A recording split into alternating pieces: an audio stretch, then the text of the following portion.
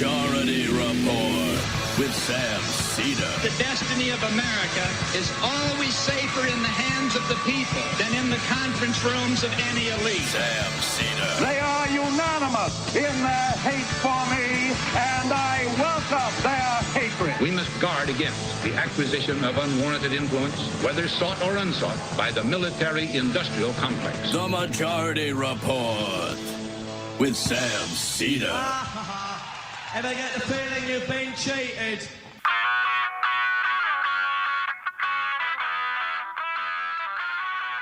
It is Monday, June 30th, 2025. My name is Sam Seder. This is the five-time award-winning Majority Report. We are broadcasting live steps from the industrially ravaged Gowanus Canal in the heartland of America, downtown Brooklyn, USA. On the program today, Elie Mystal, justice correspondent and columnist at The Nation magazine, author of Bad Law, 10 Popular Laws That Are Ruining America. Also on the program today, Senate Republican moves the big disaster bill into the vote-a-rama. People are calling it the worst legislation, arguably in a lifetime. North Carolina Republican Senator Thom Tillis is the first Republican casualty, slams the bill for devastating health care, announces he will not be seeking re-election. Senate reconciliation bill, also a kill shot, destroying thousands of solar and wind businesses and projects. The U.S. announces a date to deport nearly 500,000 Haitians after setting a temporary protected status deadline in September. Israel steps up attacks on Gaza, bombing at least 72 people, killing them. Settlers in the West Bank are rioting. Trump administration building a centralized citizen data system. And as med schools renew focus on measles and infectious diseases, no one seems to know who's running the CDC. Nearly 300 EPA employees, half of more have signed that publicly, issue a declaration of dissent about the new EPA directives. World central banks to meet to discuss the end of dollar domination as Trump causes a massive investment and capital outflow to EU and Asia. And lastly, Trump threatens Mamdani with federal funds to be cut off unless he behaves. All this and more on today's Majority Report. Welcome, ladies and gentlemen. Thanks so much for joining us. Emma is out, still on honeymoon. It's been, over 3 days. What do you do on a honeymoon that long? Nevertheless, what's that? Yeah, check you Twitter go on sometimes. Twitter. How do you? I don't understand. I just don't. She will be back next Monday, and just a house cleaning. We will, of course, be taking a Friday off this week. A lot to get to. The Senate reconciliation bill, which we have been telling you about for months, weeks now, passed. The senators stayed over the weekend. When there's an opportunity to immiserate millions of people and enrich very wealthy people, these senators will go to the mat. They will give you 120%. And they did it this weekend. They lost 2 votes on essentially moving the bill forward. In other words, ending discussion or cloture. The two votes they lost were Tom Tillis from North Carolina. Not super shocking, although wouldn't have been the first one, I guessed. And Rand Paul. Rand Paul didn't want to vote for this because it includes a debt ceiling increase. There were other senators who were prepared to vote against it, but when they saw that it actually would kill the bill if they voted against it, they didn't do it.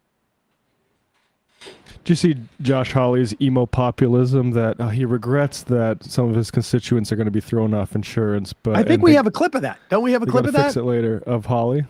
Yeah, we should. Find it. I think that's in the. But yes, we saw that. It turns out that Josh Hawley, his populism does not run as deeply as he did when folks were attacking the Capitol on January 6th. Nevertheless, the bill, the cloture passed. That means it goes on to debate. But what the Democrats in the Senate did is said that the staffers in the Senate, the secretary, had to read the bill. Usually this is skipped, but the bill is over 950 pages long, and nobody had really seen it for more than 10, 12 hours by the time it was voted upon. And so the Democrats called for it to be read. It was read all through the night until Sunday at some time. And then, as of this morning, the vote-a-rama begins, which is essentially with a reconciliation bill. You cannot prevent amendments from being offered. And so what happens in these instances is that both the Republicans and the Democrats begin to offer amendments so that they can, Republicans, so that they can mitigate the disaster this bill is going to do politically to them, or at least that's the theory. I voted to have an amendment and it was shot down. I voted to, make it possible for there to be green energy. I shot it down. I don't know that there would be any that would say that. Although I think Tom Tillis had a big problem with the green energy aspects of this.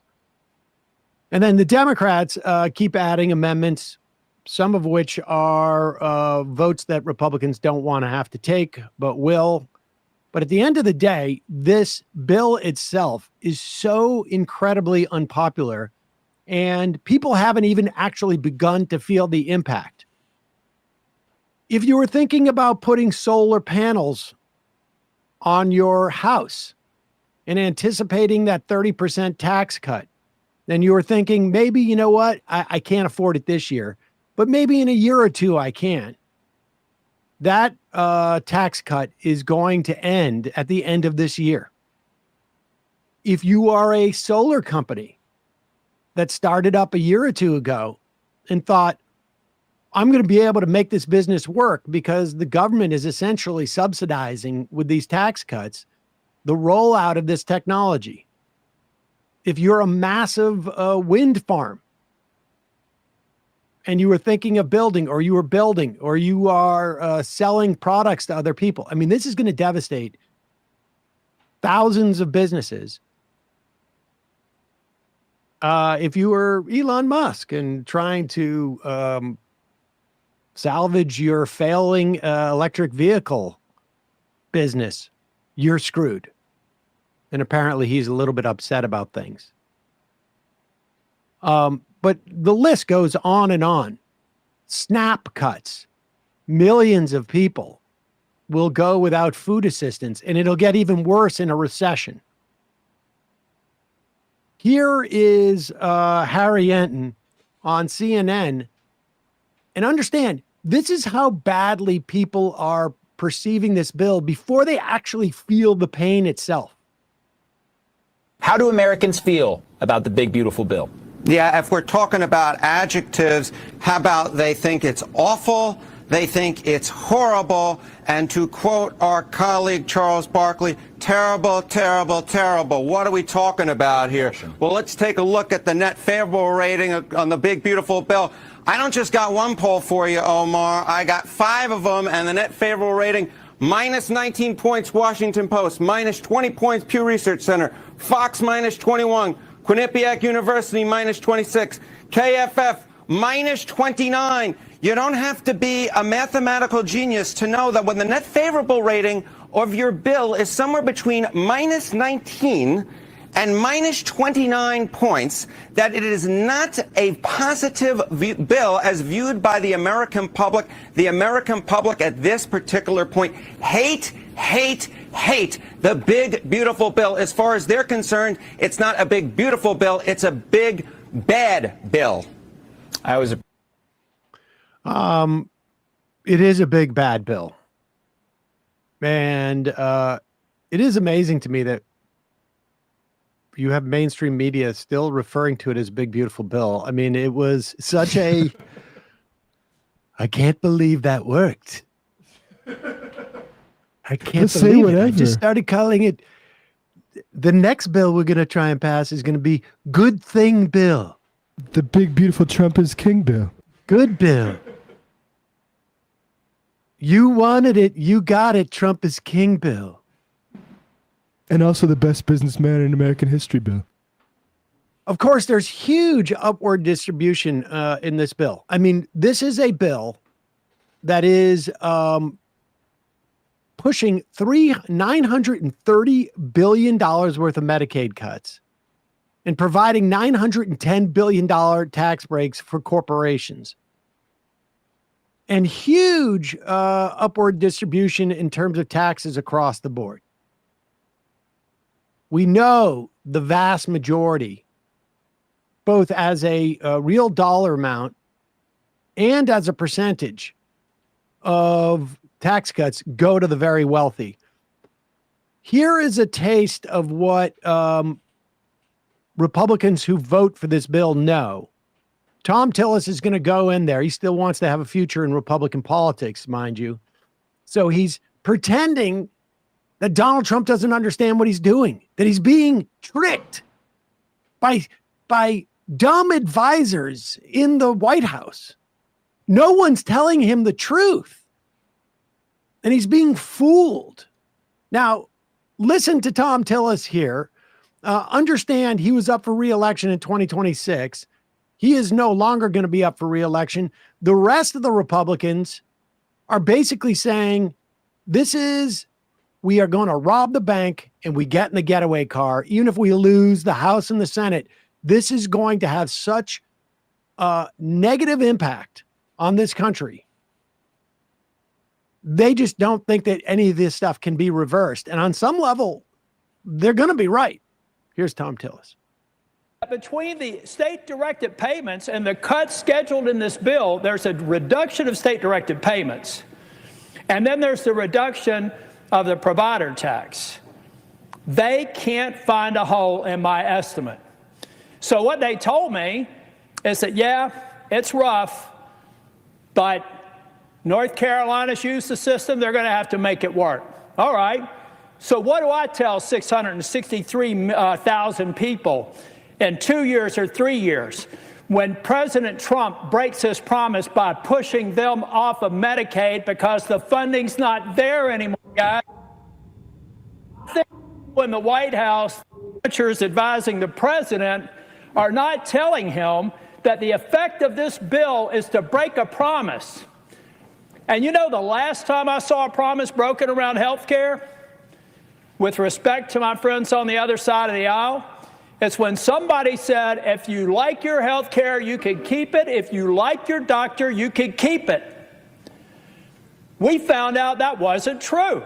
Pause it for a second. That made now, I just need to, because I had to go live through this era, make a correction to what Tom Tillis is saying. Obviously, now, he can't get up there and say either A, the president is a inveterate liar, which we all know is the case. And in fact, in this instance, he lied against the people he that support him, or B, he is a complete moron and has no idea what he's pushing, which, arguably, they don't have to be separate things. Right. They're not mutually exclusive. But this point about you can keep your doctor if you want, private health insurance does not let you do that. Right. Every year, I can't remember when it is, sometime I think around now, actually, you get notice your doctor's no longer in plan. And if you go to him now, you get like only 25%, coverage. And so when Obama said that, he should have had an asterisk next to it, to the extent that private insurance lets you do that anyways, which of course they don't. But that's their talking point. And Tom Tillis still has to go to the country club once he quits the Senate. Continue. Get back in the circle of trust. Like your doctor, you can keep it. We found out that wasn't true. That made me the second Republican Speaker of the House since the Civil War, ladies and gentlemen, because we betrayed the promise to the American people. 3 years later, it actually made me a U.S. Senator, because in 2010, it had just been proposed. And just anticipation of what was going to happen was enough to have a sea change election that swept Republicans into the majority for the second time in 100 years. Now, Republicans are about to make a mistake on health care and betraying a promise.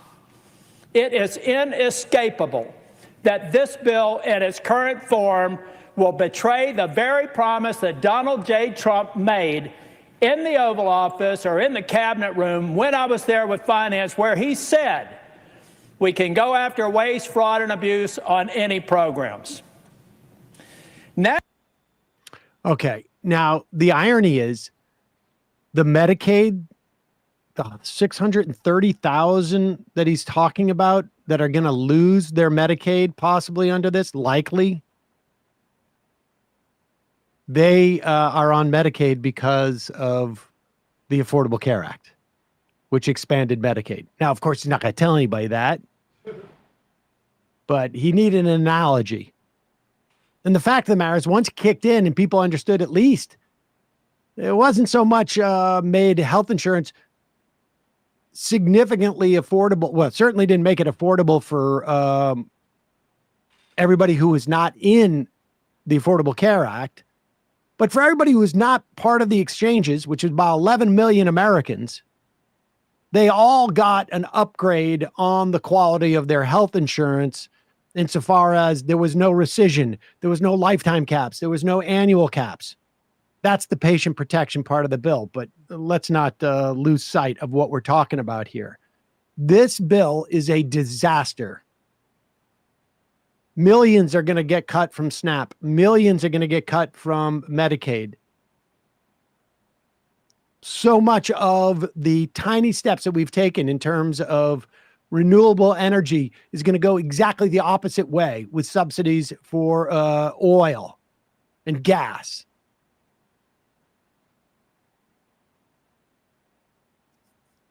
Someone just asked, why aren't Democrats filibustering this bill? This is a reconciliation bill. It's a special type of bill that only needs 50+1 in the Senate.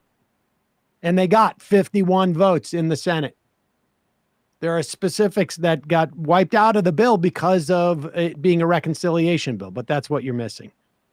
Also, I don't know if that was a bolo tie. It could have been the microphone.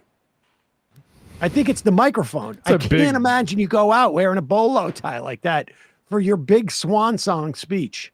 I didn't know North Carolina was a bolo tie place. I associate that with like Montana. I feel like it was the microphone. Nevertheless, Tom Tillis just basically told us the Republicans know this may be incredibly politically costly and they don't care.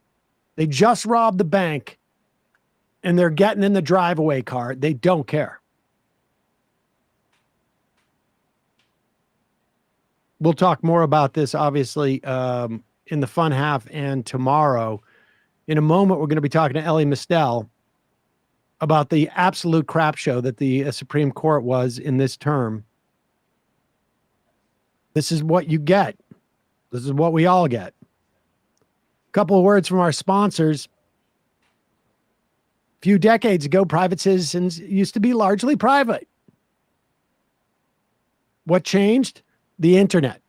Think about everything you browsed, searched for, watched, or tweeted. Now imagine all that data being crawled, collected, aggregated by data brokers into a permanent public record, your record. Having your private life exposed for others to see was something that only celebrities used to worry about. But in an era when everybody's online, everybody's a public figure. To keep my data private, I turn to today's sponsor, ExpressVPN. Visit expressvpn.com/majority and you can get an extra 4 months free. One of the easiest ways for data brokers to track you is through your device's unique IP address, which also reveals information about your location.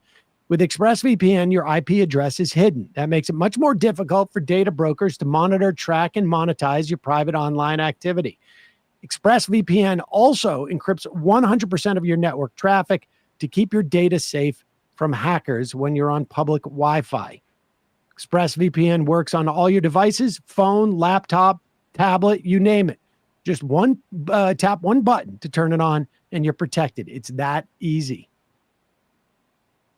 For me, it's all about the encryption. It's all about keeping that data secure. I don't want to go on a public Wi-Fi system like at an airport or in a mall or I've been on one at a, what do you call it?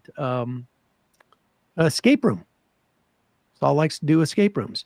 And you don't want to feel like, whoa, if I send any information, somebody can hack this stuff. That, to me, is the biggest issue. You can also, obviously you hide your IP. You can spoof other IPs, but for me, that's what it is. You can protect your online privacy today by visiting expressvpn.com/majority. That's expressvpn.com/majority. And you can get an extra 4 months free. expressvpn.com/majority.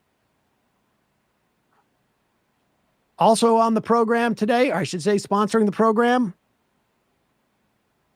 Adventure. Adventure in the form of you learning a new language. The world is literally your oyster when you learn a new language, and it gives you an option of escaping quickly and knowing what you're saying as you leave this country. And I'm talking an easy way for you to learn is Babbel. Babbel is honestly a super easy way to learn a language. It comes in very bite-size lessons. So you can do this when you're on a small commute. You can do a lot of it on a long commute. You can do it when you're walking. You can do it in between, making dinner for the kids, etc. You can start speaking a new language with confidence thanks to Babbel. Babbel's conversation-based technique that quickly teaches you useful words and phrases about the things you actually talk about in the real world.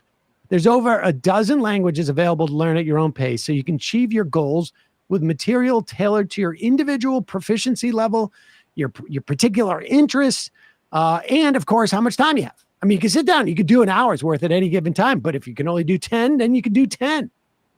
It's handcrafted by over 200 language experts. Babbel's lessons are voiced by real native speakers and built with science-backed cognitive tools like spaced repetition, interactive features to fit any type of learning style. Babbel's got tips and tools for learning a new language that are approachable and accessible. It's like having a private tutor in your pocket without the uncomfortability of having a private tutor in your pocket. They have interactive dialogue, so you can actually engage in a conversation. You can do this right off the bat. And they have speech recognition to make sure you're getting the pronunciation just right. Of course, that is a big problem for me. I can't even do it in English, pronounce things well. Pronounce things? Pronounced. I can't. Staying motivated to learn a new language has never been easier thanks to real-time feedback. They got progress trackers, only 10 to 15 minutes a day on Babbel's mobile app or website. One study found that using Babbel for 15 hours is equivalent to a full semester of college. 16 million subscriptions sold. Babbel's 14 award-winning language courses are backed by a 20-day money-back guarantee. So get started talking with Babbel. I want you to learn another language, so I'm teaming up with Babbel to gift you 55% off subscriptions at babbel.com/majority. Get up to 55%. Babbel.com/majority, spelled BABBEL. BABBEL. Babbel.com/majority. Babbel.com/majority. Rules and restrictions apply. Also, we will put the info in the podcast and YouTube descriptions. Got to take a quick break. When we come back, Elie Mystal, justice correspondent, columnist at the Nation and author of Bad Law, 10 Popular Laws That Are Ruining America.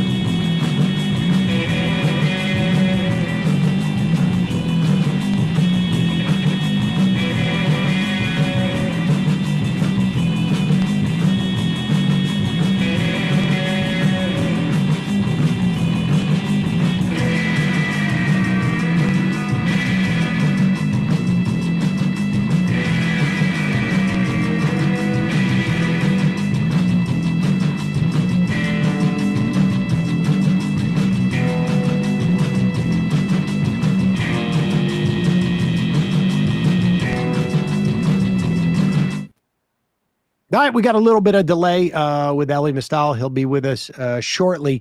In the meantime, let's take a look at more senators talking about this behemoth of literally what could be the worst legislation in a generation. Talking about this reconciliation bill, which cuts taxes dramatically for the wealthy. It distributes money upwards to the rich. It cuts millions upon millions of people off of healthcare. It cuts millions of people off of food assistance. It cuts all of the subsidies that we have passed during the Biden administration to help wind and solar energy get a toehold. It provides subsidies to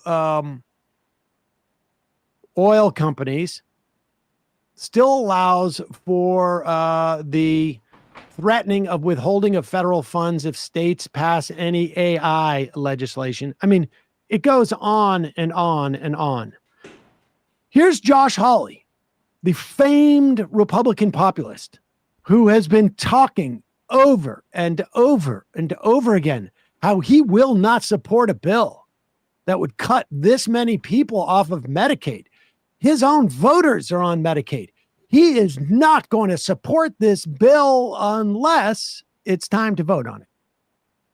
We can't be cutting health care for working people and for poor people in order to constantly give special tax treatment to corporations and other entities. And we've delayed that in this bill. But it will, unless we take further changes or take further steps, it will happen in future years. And I'm opposed to this. If we're going to be a working class party, we've got to protect working people. And I just the Medicaid stuff in here, I think is bad. Okay. All right. And I want you to know, this is not video from a year ago. It's not even video from 2 months ago. This is video from yesterday after he voted for the bill. Emo populism. He's sad about it. He's not going to support it in an emotional way. Yeah, he's not emotionally available for it. He's not like, if the bill comes to me and says, I need to borrow $10, I'm going to say no. But I am going to vote to pass it into law and remind my colleagues that I am not emotionally supporting this bill. It's upsetting to me, this bill. It's upsetting to me that I had to vote for this bill. Oh, I should almost get credit for not voting for it. I just want my constituents to know that it was that much harder for me to vote for this because I'm not in favor of it. I know all the bad things about it, and then I still voted for it. A lot of people can vote for bills they support. That's the easy way of doing it. But I'm voting for bills that I don't support. That's what it means to be a mighty man of valor. You don't even have to play the audio sound anymore. You've basically adopted the voice. Here is Senator Patty Miller from Democrat from Washington State. Murray. Sorry. This is Patty Murray. When was this? Was this just after it passed? This is Patty Murray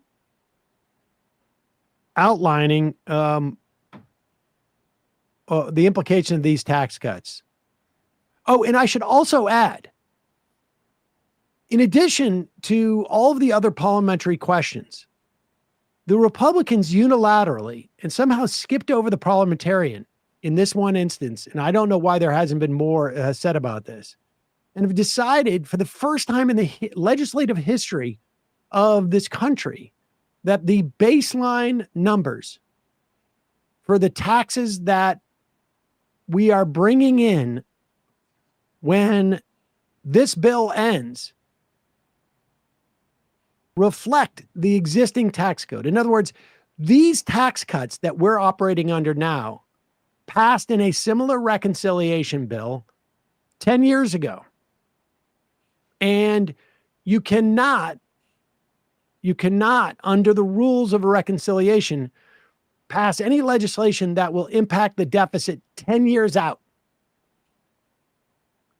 And so this bill was meant to sunset, and they're pretending it's not, so that the baseline of tax cuts that they're providing, they save $4 trillion in their accounting.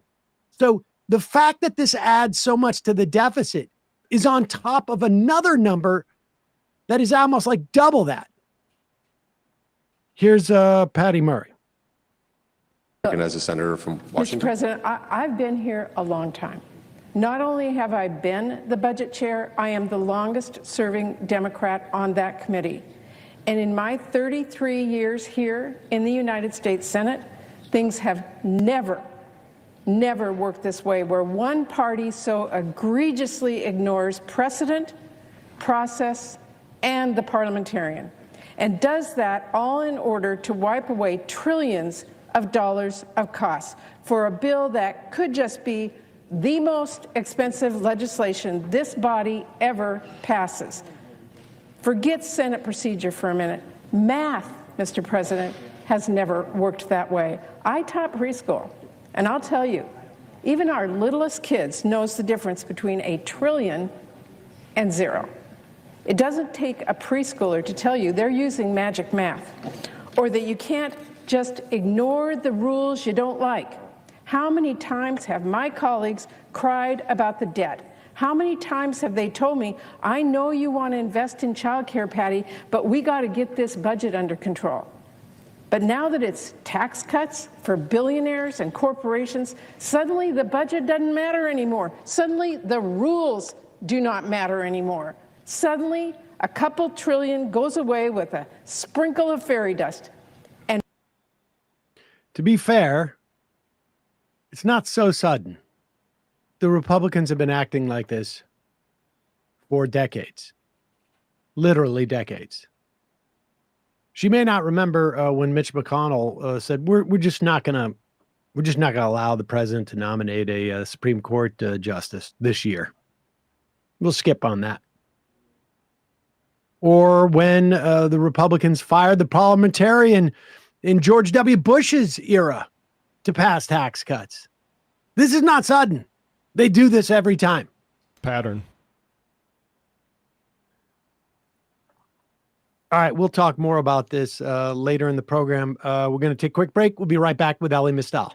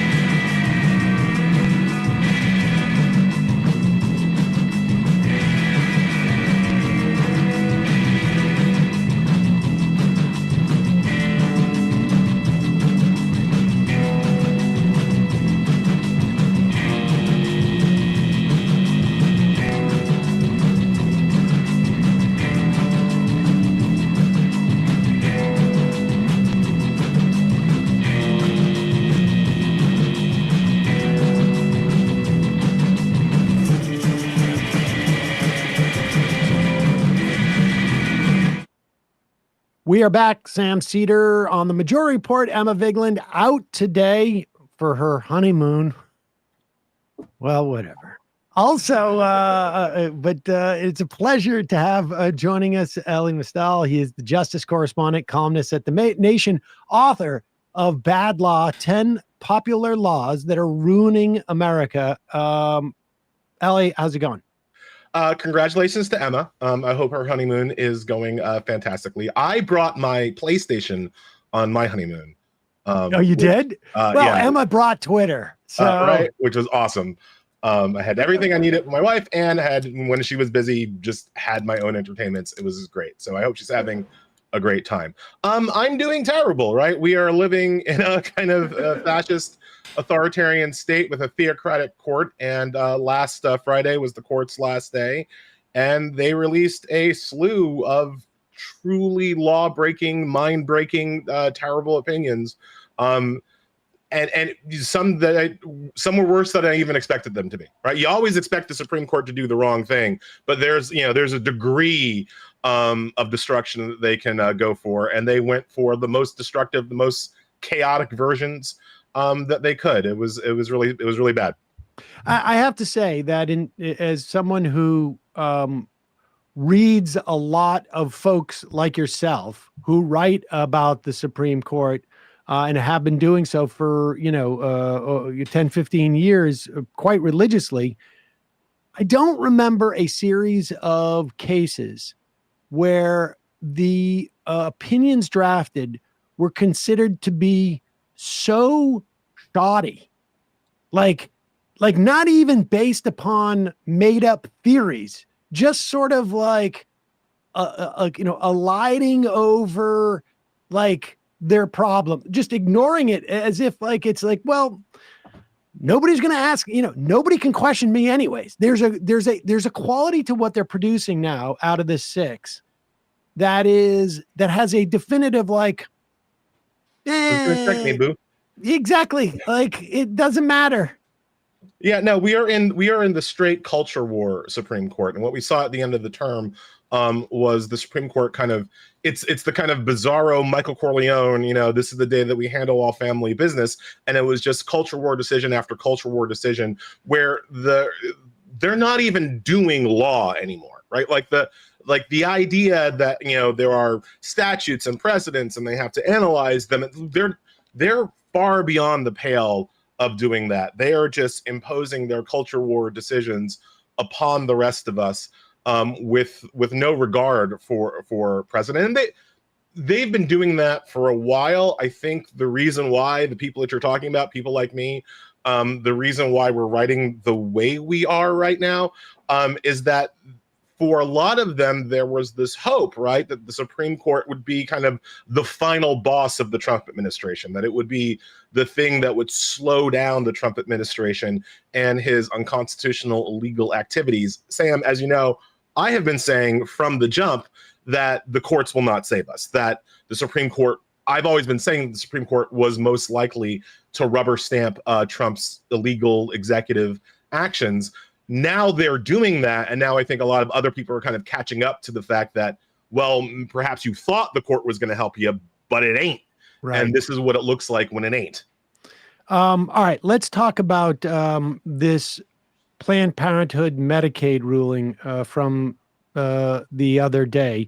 This essentially is a state suing and saying that there is no right for a Medicaid patient to choose to get care from its whatever provider they have access to, essentially, who will take Medicaid. It's so the thing about the Planned Parenthood case is that whenever you put Planned Parenthood in your case title, everybody thinks it's about abortion. Like everybody kind of knows that the Supreme Court hates women, hates abortions, is not going to go for it. And this case does have something to do with abortion, but this is the issue where Planned Parenthood does a lot of things that are not abortion, right? They just provide a lot of care, a lot of health care for women and their lady parts. Like that's what Planned Parenthood does, and abortion is just one aspect of that, right? So in 2018, South Carolina, the state of South Carolina, passed a law saying that you could not use federal funds that include Medicaid for at any provider that also provides abortions, right? For a long time, there's been this thing called the Hyde Amendment since 1976 that says you can't use federal funds for abortion, including Medicaid funds. I think that's a terrible law. I literally wrote about it in my book about bad laws. I think the Hyde Amendment is terrible. This has nothing to do with the Hyde Amendment, right? This has nothing to do with federal funding of abortion. That issue is settled incorrectly in my view, but settled, right? This is South Carolina saying, now, if you also provide abortions, you can't use Medicaid funds for anything else, right? So what is that trying to do? It is trying to force medical institutions to not provide any abortion services at all, even in states where they are allowed to provide abortions, because if they do, they will get cut off in federal funding, including Medicaid, right? So that's like what's happening at 30,000 feet. But on the ground, right, in the actual case, what this was about was a woman who used Planned Parenthood for regular gynecological services that had nothing to do with abortion. And South Carolina saying, no, you can't choose your own doctor, right? Well, the Medicaid Act has a very clear provision that allows for freedom of choice. It says that if you are a state that accepts Medicaid funds, which South Carolina, like, never forget, folks, South Carolina still wants the money.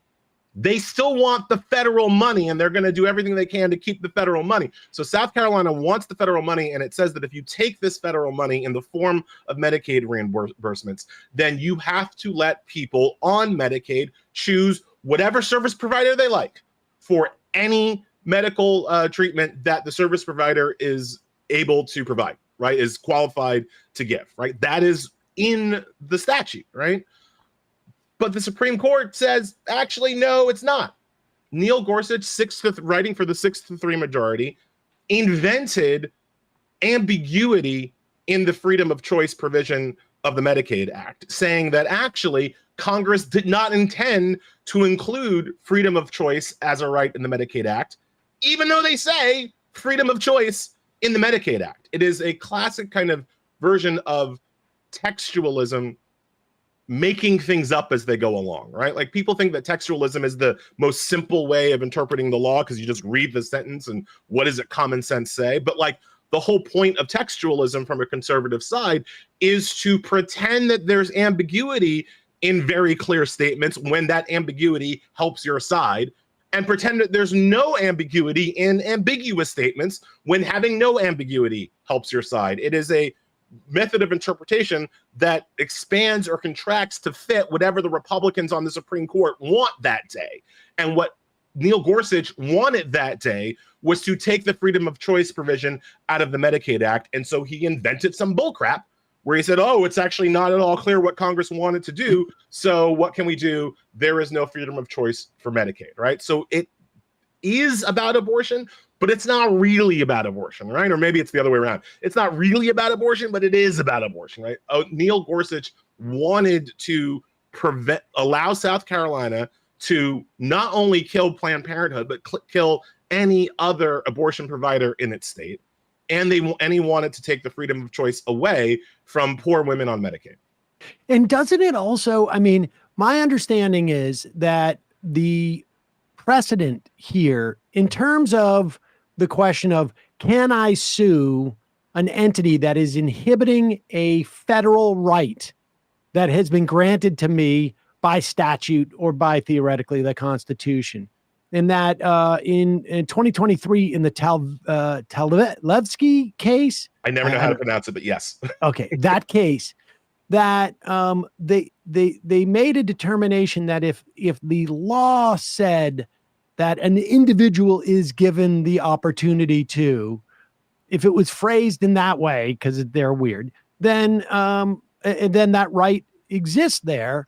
And in this instance, it is phrased that way. Like you say, they just decided we're not going to do it. But doesn't this open up basically the Pandora's box and say that it is really also chipping up? Because I guess theoretically, Planned Parenthood, I mean, although I don't know if they have the money to do this, but theoretically could like split off. Planned Parenthood is one LLC or a corporation, and then Women's Health, is another, that type of thing. But this seems to undermine, like, chip away at the ability of an individual to say, hey, you're not following federal law.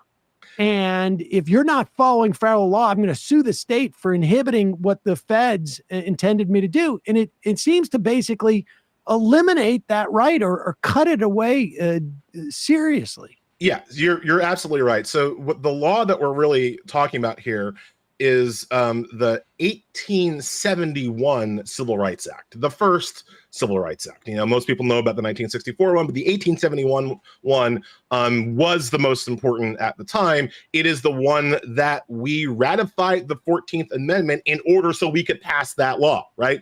The argument at the time was that you needed the 14th Amendment because without the 14th Amendment, the 1871 Civil Rights Act wouldn't be constitutional, right? So that's kind of the backstory of the amendment. And there's a section in that Civil Rights Act called Section 1983 that allows for a private right to sue when the government violates your civil rights, right? And I've explained before that if you do not have a right to sue the government when it does something to you, then the law preventing the government from doing that thing to you is not a law. It's just a suggestion. It's just a hope, right? It's only through the ability to sue the government to enforce your rights that your rights become rights, that your rights become things that you can defend. Otherwise, the government can violate them willy-nilly. And what the court said in the Planned Parenthood case was that Section 1983 of the 1871 Civil Rights Act, this provision that allows for the private right to sue, doesn't support the private right to sue unless Congress has been exceedingly clear that a civil right exists, right? And again, if you look at the Medicaid Act, I don't know how Congress could be more clear that you have a civil right for freedom of choice of healthcare provider. But Neil Gorsuch says, oh, that's not clear enough.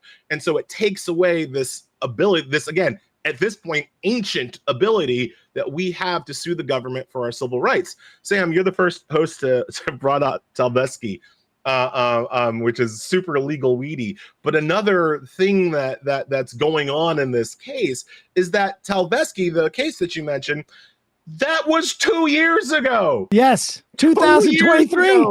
This court was like, actually, no, you have a private right to sue as long as Congress says you have a private right to sue, right? And then 2 years later, they're like, remember that, President? Screw it. We're done with it. And so it's one of these like legal weedy situations where like just beyond the culture war issue about abortion and Planned Parenthood, beyond the legal issue of whether or not you have a private right to sue the government for violation of civil rights, there's also just at its core this clown show of a Supreme Court that can't even hold true to its precedents over a couple of years, right? Because they literally settled this 2 years ago in Talvesky, and now all of a sudden, oh, actually, Talvesky doesn't make sense. So now, whether or not Congress creates the private right to sue depends on how closely they followed the Supreme Court's words in this one case, as opposed to what Congress was actually trying to do. It is a bonkers decision in terms of just its legal grounding, for sure, before you even get to the larger social and cultural issues around the Civil Rights Act and abortion rights. Let's move on to the so-called birthright citizenship case, which isn't, again, directly about, it's not going to implicate birthright citizenship, I think, as much as people maybe anticipate. It might. But and I'm also going to say, just, as a note, like, we talk about that section 1983, the assault on all of the laws from Reconstruction. Like, I have always considered Reconstruction to be sort of like the actual founding of this country as we live it today, in the same way that like rabbinic Judaism is the Judaism that we practice today, as opposed to like when we had high priests and we were doing, taking a lamb and sacrificing it on the altar. We're living in a Reconstruction world, but this court really is trying to sort of bring us back to just like 1864. I argued, Sam, that people who frame this court as an attack on the 20th century, an attack on the civil rights era, an attack on the Warren Court, that's old news. The Supreme Court has won its battle against the 20th century. It has won its battle against the Warren Court. And talking about that is talking about the last war. The Supreme Court has moved on, not to fighting the 20th century, but to fighting the 19th century, to fighting the Reconstruction era, to fighting what Eric Foner calls the second founding of this country. They don't like that either. They don't like the Reconstruction era either, and they have moved on to directly attacking the laws and amendments and statutes and precedents that came out of that second founding, came out of the Reconstruction era. And once again, they're winning. They're winning their second civil war without firing a shot. So we are now literally relitigating things, not that we fought about in the 1960s, but that we fought a hot war about in the 1860s, and we're losing. We're losing to this new Confederacy. And it feels like they're not even arguing their way through it. They're just going, it's like they're just flicking a switch, essentially, and saying, we're just going to pluck, we're just hitting these switches and that's it. We're not going to have to argue or create some type of like, I mean, we're just going to turn that off. It would be fascinating if it wasn't so disturbing and having real world implications. This birthright citizenship case, it's unclear to me. It's unclear to me, like, does birthright citizenship still exist? Will it exist? Are there people now who are stateless or could be stateless? And then there's this, I mean, the main order question is, can a single judge issue an order to stay a law? And that to me seems unclear. Like the whole thing seems still unclear where we're at.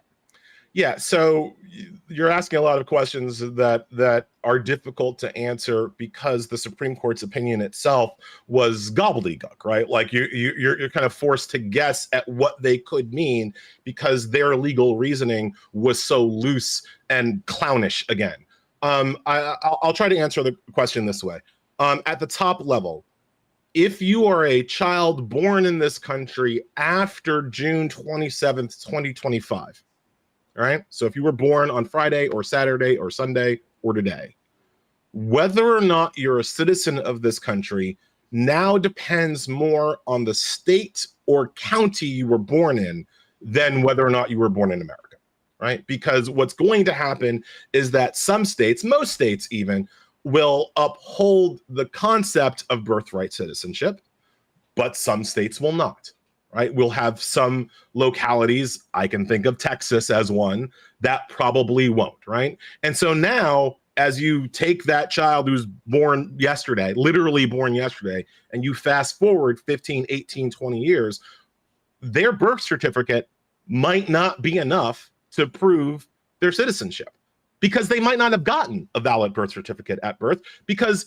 this random local official in Texas on Sunday might have denied them a birth certificate because the Supreme Court said they could. And the way that they said they could goes to this nationwide injunction argument, right? So like for your listeners to understand, like an injunction is just saying that the government wants to do a thing and we decide as the court, the government cannot do that, right? We preemptively decide the government's idea, law, program, whatever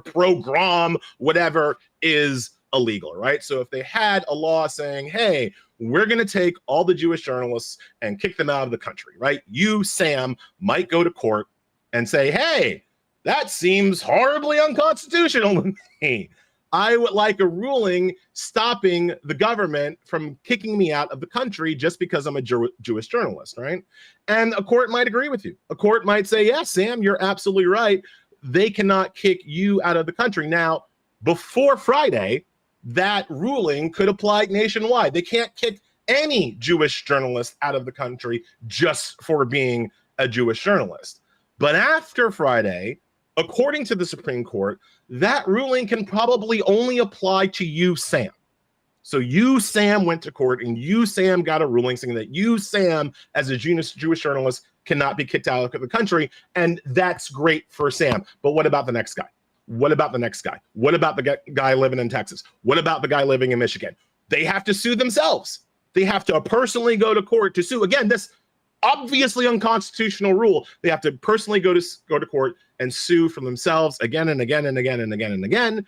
And even if 99% of them win, 1% of them will lose. And then we will have a two-tiered system where some Jewish journalists are going to be kicked out, but other Jewish journalists are not. And that's how it's going to be, according to the Supreme Court, until sometime in the future, perhaps soon, perhaps by next year, perhaps not soon, perhaps in 3 or 4 years, the Supreme Court will come back in and weigh in nationwide on whether or not Trump's unconstitutional laws are in fact unconstitutional, right? But in the meantime, there's going to be a lot of chaos and confusion and uncertainty because the courts took away this fundamental ability of courts to enforce the law against the president. And isn't the sort of the paradox here, and I can't remember if it was KBJ or Kagan who brought this up, is that let's assume that, to use your analogy, you have Jewish journalists after Jewish journalists, they win their cases. The government does not appeal them because they're like, look, there's, I don't know, clearly wrong. 10,000 Jewish journalists in the country or 5,000 Jewish journalists country. We know they're not all going to come to court. There's maybe like 500 will come to court. We just won't appeal that. It will not rise to the Supreme Court. I mean, it would involve essentially somebody losing that case and then appealing so that it would rise up. And it's quite possible that if it went up to the first appellate level, the government just says, we're not going to contest.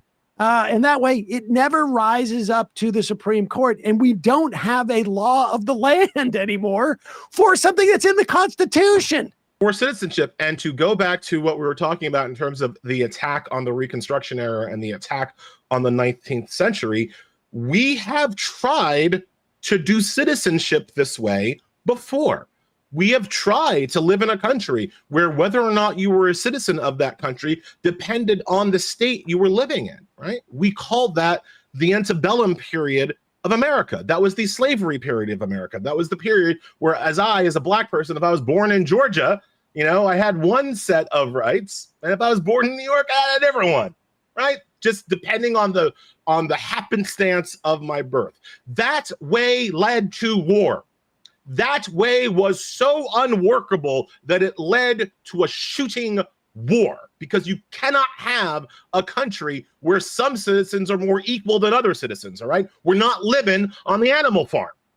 But the Supreme Court brings us right back to that situation of potential two-tiered citizenship in this case. The other thing that I've heard a lot from liberals, you were talking about how the government might get around this by just not appealing adverse rulings against it.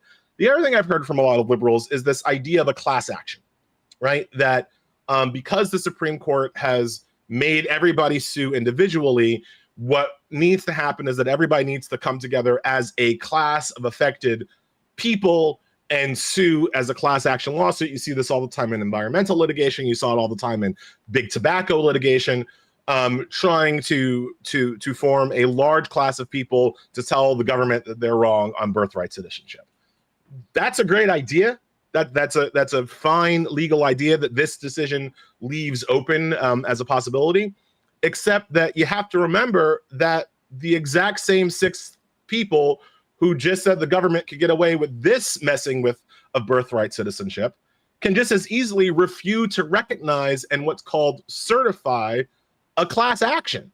And the Roberts Court has been notorious historically in denying certification of classes for various suits, right? For various things that are like much lower stakes than what we're talking about here.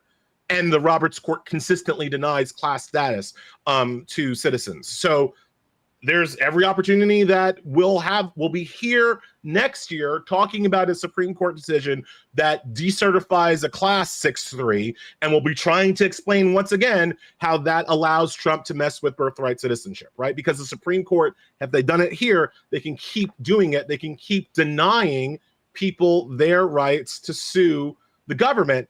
And just as the last point on that, Clarence Thomas basically says so in his concurrence to this opinion. Basically, don't you try the class actions. Don't you try it, because if you do, we're going to knock it down. He says that in his concurrence. Does he have 5 votes for that? I don't know, but I wouldn't assume that he doesn't. And lastly, is there a scenario where, okay, I'm born in New York, but I go to Tennessee, they don't recognize, birthright citizenship. Can they just, in the same way that like, in the early days of marriage equality, if I got into a same-sex marriage in Massachusetts, but I go to, Georgia and want visitation rights because my partner's in the hospital, you're not married to him. Well, I am, but you're married in Massachusetts. We don't recognize that. I mean, is there a potential scenario like where it's just like, we're going to deport, we deport you if you're in, if you travel to Georgia, even though you may be safe in New York? Sam, that's the most likely scenario. That's the most likely thing to happen. That when you have, and again, it's like a fugitive slave law type of situation. I'm about to say, we've tried it this way before. It was called the Dred Scott decision, right? What was the whole point? What was the whole issue behind the Dred Scott decision, right? That my man went to Missouri. Missouri was a free state, and he was like, I'm free. And then they were like, no, you got to go back to Kentucky. And he was like, well, no, I'm free in Missouri. And the whole point of the Dred Scott decision was that actually a black man has no rights the white man is bound to respect, right? It was this person, Dred Scott, who did have citizenship rights where he could be recaptured and re-pulled back in to a situation where he had no rights simply by traveling across state lines. That there was no such thing as forever free. That's exact. So when I'm saying it's the most likely scenario, the scenario that you outlined is the most likely scenario. It is the one based on precedent in history. It is what this country has done before. So absolutely, there's a situation there's a possibility, there's a likely possibility that a person will have a certain suite of rights and protections if they stay in New York or New Jersey, but if they go to Pennsylvania, it becomes more questionable. And if they go all the way to West Virginia, they're done. All right, let's just, I want to briefly talk about this, what amounts to me, from my perspective, is a ban in elementary schools virtually across the country on having any gay or bi or lesbian or trans or queer characters in books in elementary schools. I mean, that's not exactly the ruling, but that's the sort of like, that's the de facto ruling, right? I mean, that's sort of like the Brandeisian analysis of this is what it's going to lead to. And it's nuts. On any other week, on any other day, this bigoted ruling would be the thing that everybody was talking about.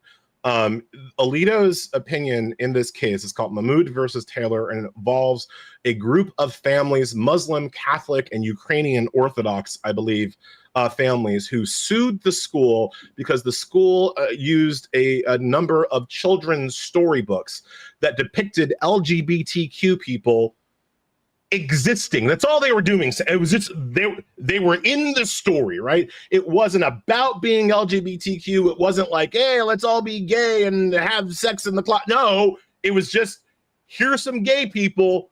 Anyway, on to the story. And these parents, these bigoted parents, like, flipped a bit.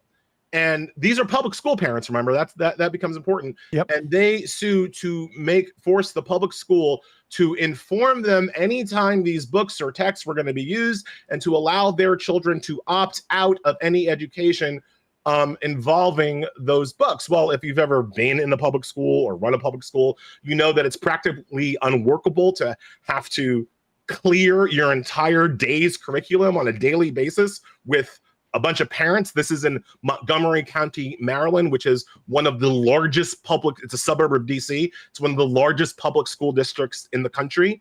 And so the ruling saying that parents can opt out of these books essentially means that these books cannot be practically used in class. And that's the top line ruling. But like I cannot emphasize enough, I literally don't have the words to fully explain how bigoted and homophobic Sam Alito's opinion was in this case. One of the books that he really has a problem, like, he spends most of the thing, he's not talking about the law. He's fighting cultural war issues. He's worried about pronouns. I mean, it's like if an AI chatbot told you write a Supreme Court opinion in the method of the last 20 minutes of Fox News, that would be about what Sam Alito sounded like an AI chatbot version of himself.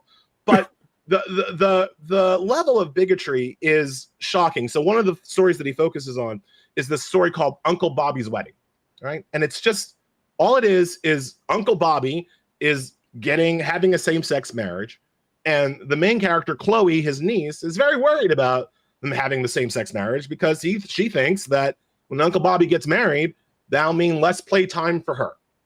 That is the plot line of like 11 billion children's stories, right? It's the plot line every time the children's story about, oh, you got a new sibling. Oh, wait, what's that going to mean for me? That's the plot line, right? It's the plot line of the Toy Story franchise, for God's sakes. It is a simple children's plot line, but Alito suggests, actually, no, Chloe doesn't like the gay marriage, but everybody else does. And they're forcing Chloe to universally approve of this gayness. Like, that is how Alito writes his opinion. And then he puts pictures of Uncle Bobby's wedding into his opinion as if like showing the pictures. And yes, one of the pictures is Uncle Bobby with his husband. It's like, if that's going to be proof, look at the subversive, horrible gay nature of this book. We have to ban it. Vergonia. It is off the chain bigoted. It is off the chain homophobic. And as you say, Sam, the result is, in public schools, you're not going to be allowed to use these texts. And there's a particular line that I focus on in the piece that I'm writing, where he says that it's not enough to tell these people, like we should tell these people, hey, if you want to instruct your kids in a world that doesn't include gay people, homeschool them, you idiot. That's what homeschool is there for. So you can control everything that goes in. Keep your child in the attic like it was done in ancient times and leave the rest of us to our society. But Alita says, no, we can't tell them that because it's too expensive. It's too expensive to homeschool children. And so we have to allow public schools so public schools have to provide kind of all of the protections for religious cuckoo for Cocoa Puffs people that a private school would provide or a homeschool would provide. Again, it's an insane ruling, and it's one that you can't even justify legally. It only makes sense if you also agree with Alito's homophobic and bigoted premises. If you're not afraid of gay people, the entire ruling falls apart in terms of any kind of logic. This may not come as a shock to our audience, but I will be explicit about this. I don't like Christmas. I'm not a big Christmas fan. I don't like Christmas trees. I actually like. They got Chinese food haver on. I mean, what are my rights? I mean, it's not exactly a religious thing, although I would imagine, absence my Judaism, the idea of, but I certainly could make the case that it's a function of my being Jewish. I know Jews who do like Christmas, but I consider them fallen. What's the limiting principle here for what we can, they can decide that a religious can decide that they need so much accommodation. Their religion requires so much accommodation that in fact, we basically have to ban the existence of gay people in elementary schools. Under Alito's opinion, you as a Jewish person could absolutely sue the school to prevent them from having any book that mentions Christmas, discusses Christmas, or even shows a tree with baubles on it. That would be enough for you to get the book banned, according to Alito's decision. It would be I will testify as to the way I felt when I had to O Tannenbaum, the pressure on me. That would be enough under Alito's position. A Muslim family who wants to sue because the book depicts a woman with uncovered hair, that would be enough. A Catholic family who's like, oh, that woman is unmarried and owns property. Get that book out of the schools. I was going to say, right there, there is no limiting principle in Alito's opinion, which means that the actual limiting principle is Alito's own Catholic bigotry and theocracy, right? Because of course, Sam, if you do bring that suit, do you think you're going to win in front of Sam Alito? Do you think Sam Alito is going to be like, well, as we said in Mahmoud V. Taylor, now we have to get Christmas trees out of the school? Do you think I'm going to win if I show up to court and be like, slavery and white supremacy is against my religion, so I think any mention of the original U.S. Constitution has to be banned in schools, or at least my kids have to be opt out of any teachings about the U.S. Constitution? Do you think I'm going to win that in front of Sam? Do you think I'm going to win that in front of Amy Handmaid Coney Barrett? No. So the actual limiting principle, since there is no legal limiting principle in their decision, the actual limiting principle is whatever these 6 bigoted you-know-whats think. That's the limit. So if they are not personally offended by Christmas trees, guess what? Christmas trees books still on the table. But if they are personally offended by anytime you have more than 7 candles, you're right, then that book with a menorah, that can get banned. It's nuts. It's nuts. All right. Lastly, I got to ask you about this because Leonard Leo, the former head of the Federalist Society, really the one who, I should know if he was the actual head, but the one who really created it into what it is today, the one who created sort of the networking, the fundraising. He's the one who, when Clarence Thomas 20 years ago was complaining about being broke and that he might have to retire from the Supreme Court because he doesn't have any money. He introduced him to Harlan Crow. And then what do you know? These guys just hit it off. And one of the benefits of being best friends with a billionaire is that he pays for your kid to go to private school. He pays for your mom's house. He takes you on private jets and takes you on vacations. It's a shame Leonard Leo doesn't pair us all up with billionaires. It would be very fun. But he also basically chose all the justices for the Trump administration first time around. And after Trump's trade laws were the tariff court basically said these things are bunk, Trump had a fit, got into a fight with Leonard Leo. We should just remind you, Leonard Leo was donated $1 billion a couple of years ago to start a new organization. We don't know what he's doing with that money, or I'm not aware of it. And what does this mean that they're having a fight? Is it going to mean something materially in terms of like what we see courts do or the capacity of the Trump administration to appoint new judges? So I think that the fight between Trump and Leo is more important politically and legally for our country than the kind of real tech bros of LA fight between Trump and Musk, right? I'm sorry that the Trump and Musk romance is over, but the Trump-Leo connection has far more impact on our polity because, as you say, Leo invented and created the judicial making machine that is the Federal Society, and he is responsible. All these bad decisions that we've been talking about today, Sam, Leonard Leo is one of the two guys most responsible for them, the other one being Mitch McConnell, of course. So if these two guys split, if Trump and the Republican political agenda split from Leo and the Republican legal agenda, it is potentially a huge rift. Now, the reason why the rift happens is because Republican judges nominated or created essentially by Leo, and Republican politicians, now all under the thumb of Donald Trump, do not always agree. They aren't always working in the same way. They agree generally that like gay people are bad and women shouldn't have rights and black people should be shot. Like they agree about the big ticket issues, but kind of operationally, there are real differences there.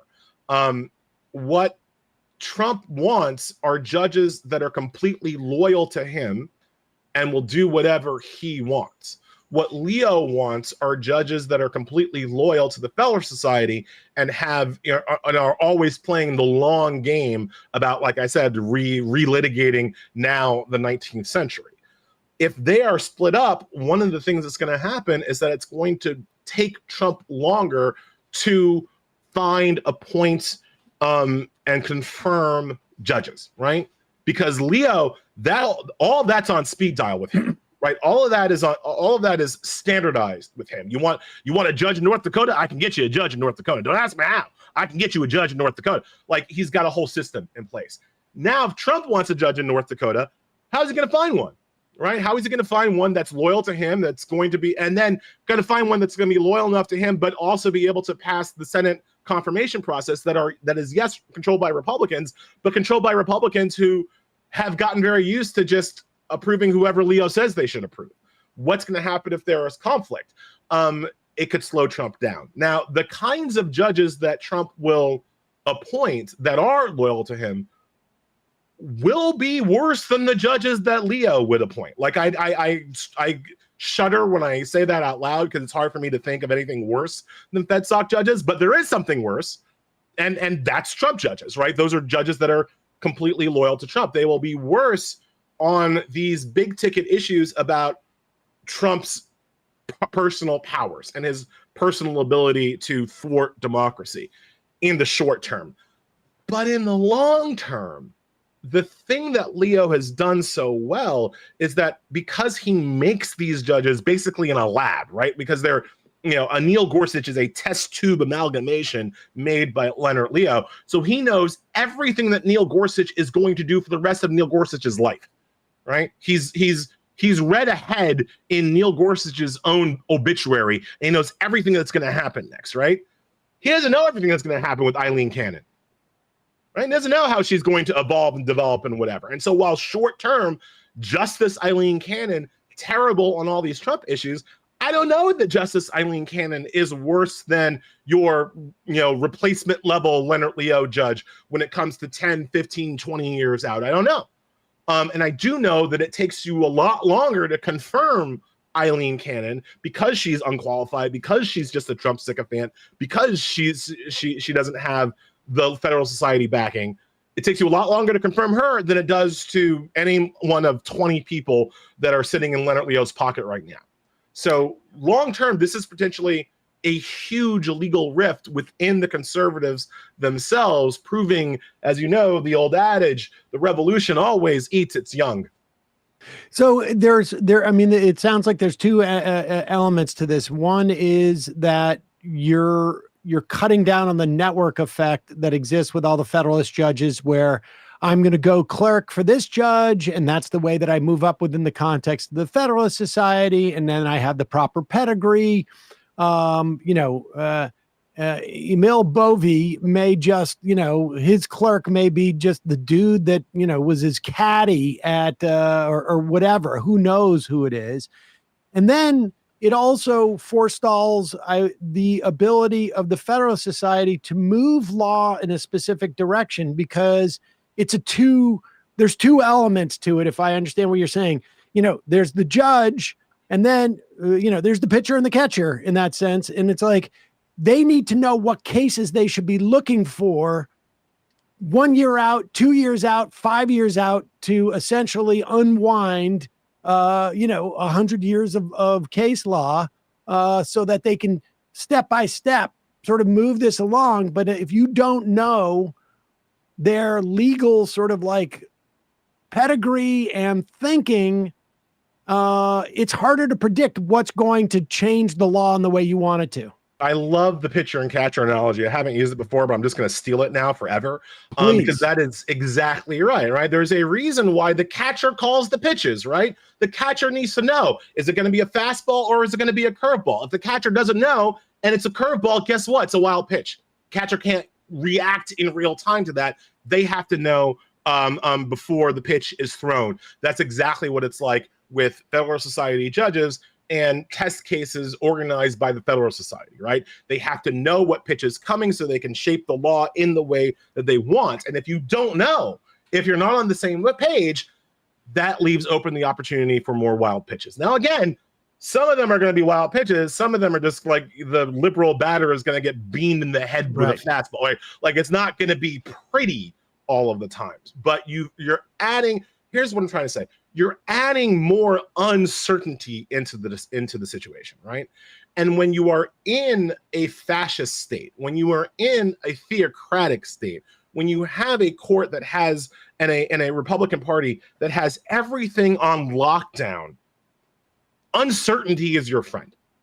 Uncertainty is actually a boon, because not knowing, if they don't know what they're going to do next, that creates then opportunities for resistance, for fighting, you see Emile Bove, he'll probably get confirmed, but it's a much rougher ride than it would have been for any Federal Society judge, again, of the 20 that are sitting in Leonard Leo's pocket right now. So that uncertainty creates more opportunities for resistance and fight back. And to be fair, Bove, as one of the top law enforcement officials in the country and the DOJ, was going to completely ignore a judge, and then they completely tried to cover that all up. So it's pretty extreme, but he's probably going to get passed through.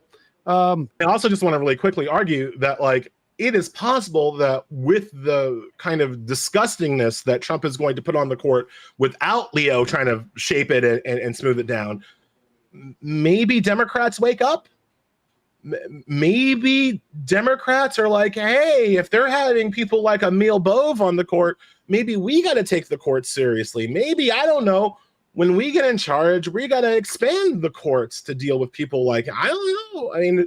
It's always possible, right? I live in the world where it's always possible that one day the Democrats will try on the courts. Oh, Elie. It can happen, man. That It was can happen. very sweet. I am so glad that you ended that on an optimistic note. That was all right. Go get the Democrats. I'll tell you something, that you could be that optimistic by the end of the interview. I feel like I've taken you to another place. I've got to have some hope, man, or else it's. I understand. You gotta find some way to keep getting up in the morning. Elie Mystal will, of course, link to all your pieces at The Nation and your book, Bad Law. Always a real pleasure to talk to you. And thanks again for coming on. Thanks so much for having me. All right, folks.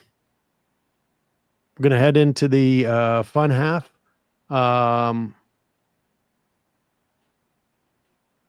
If Ellie's going to use a baseball metaphor, he's got to understand baseball. I think he does. Oh boy, somebody broke the chat by putting in a massive link. We got to somehow fix that because I got a script. Because somebody could break it every single day and just massively interrupt our comms. Yeah. Folks, just not I mean, not our comms, but that whatever. Comms with the members. Comms with the members. Folks, it's your support that makes this show possible. You can join the Majority Report by going to jointhemajorityreport.com. When you do, you not only get the free show free of commercials, but you get the fun half. And you get to I am in the fun half. And sometimes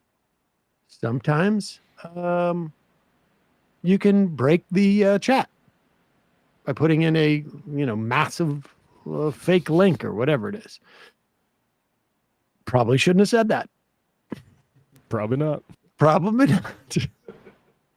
Also, Just Coffee, justcoffee.coop, fair trade coffee, hot chocolate. Use the coupon code majority, get 10% off. Also, when you use that coupon code majority, 10% off at Just Coffee, it breaks the chat. I probably shouldn't have said that. Don't become a member just to break our chat, folks. Yes. Matt, what's happening on Left Reckoning? Left Reckoning, we had a Sunday show for patrons, patreon.com/Left Reckoning, talk about Zoran's win and Peter Thiel's little Antichrist freak out with Russ Douth. That also I was on with the Vanguard, also talking about Zoran, so check that out. You can see my fresh sunburn from the Rockaways. I was going to say. That's not a sunburn. That's a wind rash. Yeah, I mean, you should see my back. I felt I could feel myself not getting certain parts of my back. Did you not put any sunblock on? I did. I could feel myself missing certain parts of my back, and I just thought that'll probably be okay. And turns out it was not really okay. So, yeah. All right, quick break. Head into the fun half. 646-257-3920. We'll take some calls after a bit. 3 months from now, 6 months from now, 9 months from now. And I don't think it's going to be the same as it looks like in 6 months from now. And I don't know if it's necessarily going to be better 6 months from now than it is 3 months from now. But I think around 18 months out, we're going to look back and go like, wow. What? What is that going on? It's nuts. Wait a second. Hold on for a second. The Majority Report. Emma, welcome to the program. Hey. Matt.